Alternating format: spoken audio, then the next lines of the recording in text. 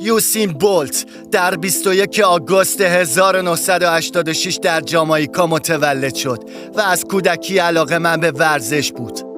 او ابتدا کریکت و فوتبال بازی می‌کرد، اما به دلیل سرعت خارق‌العاده‌اش وارد رشته دو میدانی شد.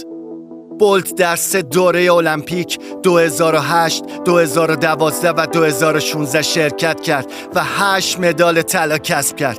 رکوردهای جهانی 200 متر و 200 متر در سال 2009 ثبت کرد و هنوز در اختیار داره. او در قهرمانی‌های جهانی نیز 11 مدال طلا به دست آورده و به سریع‌ترین مرد جهان معروفه. همه اونو به شخصیت شاد و حرکات نمایشیش به یاد میارن. بولت در سال 2017 بازنشسته شد و بعد از اون به سراغ فوتبال و موسیقی رفت. او حالا به فعالیت‌های خیریه و تجاری مشغوله و الهام بخش میلیون‌ها نفر در جهان.